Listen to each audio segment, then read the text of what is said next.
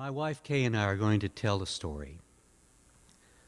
I'm a UU because of a guy I knew at work. He was kind, tolerant, open-minded, generous, the sort of person I wanted to be like.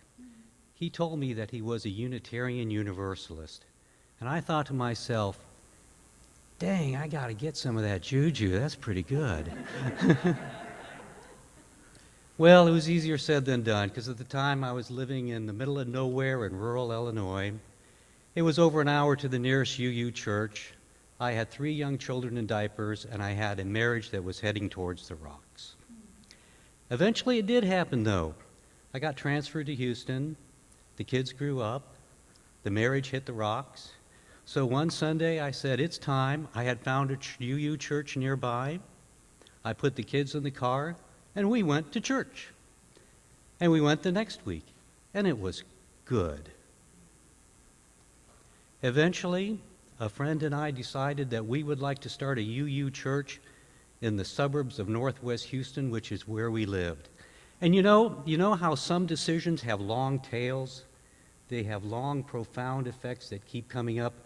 That turned out to be one of those type decisions. I'm Kay Schlembach, Jim's wife. So before I get back to Northwest Houston, I want to take you back 50 years to the early 70s, where I was going to an Episcopal church, high Episcopal church, as a child. Loved the choir, we had a wonderful minister. But even as a kid, I couldn't figure out what the big deal was about gender-neutral language in the prayer book or having women in the pulpit. And I could not sort it out. So by the time we came to confirmation, I was one of those kids that ministers fear. Because I was like, I can't say these Nicene Creed things because I don't believe them. And I think Jesus would have wanted women in the pulpit, et cetera, et cetera. So I was disinvited for confirmation, as you can imagine. And instead of telling me that I sounded like those UU ministers that were in the interfaith community in Richmond, Virginia, I stopped going. There was actually a church a few miles away. So I kept looking. In Minneapolis, I kept looking, but I didn't know what I was looking for. In Houston, I kept looking, but I didn't know what I was looking for. I was getting there, though. And one day, our local public radio station in Houston, Texas, talked about an informational meeting to start a church in Northwest Houston. Jim talks about his marriage hitting the rocks. At this point in time, I was a divorced woman trying to figure out how to keep food on the table with 2 small children. So I gathered up the kids and we went to that meeting. And Jim was the keynote speaker. It was quite a meeting. I had no idea that we would end up forming a family from that meeting, that church would become the heartbeat of our family, that I'd be toting RE bins in and out of a public elementary school on Sundays, that our wedding ceremony would actually be the coffee hour on a Sunday with everyone coming back to our house for sheet cake afterwards.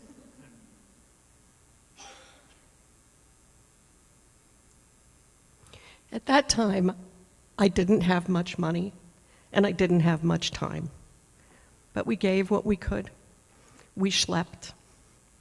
We served on the board. We taught RE. We ripped up carpeting. We did everything that we could figure out, and we gave. This church has been something that we wanted to pass on to our children, to our grandchildren, from wherever we are, whether we're in Houston or Northwest Virginia or here. So I wanted to say thank you for being here, for being serious about it, for being joyful about it and grateful, and for passing on the flame. We've had children dedicated here. We've got our daughter here. We now have grandchildren being raised in this faith. So it is with a profound sense of gratitude that I thank you, and I thank all our amazing staff who have been with us through these 2 years of challenge and change. Pass on the light. It matters.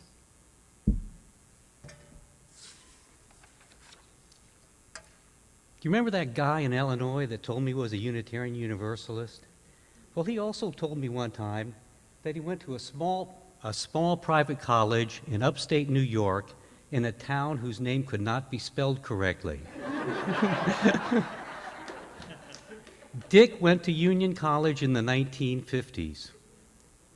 And sometimes I like to think he walked across the campus and came to our church. Now, maybe he did, and maybe he didn't.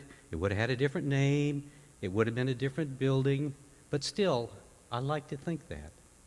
And sometimes I wonder, maybe someone at the church had a few words with him that impacted his life, the way he impacted ours. And sometimes I like to think maybe Kay and I being here is closing the circle, or paying back, or paying forward, or something. So, why are Kay and I part of UU Schenectady? Why did we increase our pledge? Why are we UUs? Because it fits. It's where we belong. Thank you, Dick.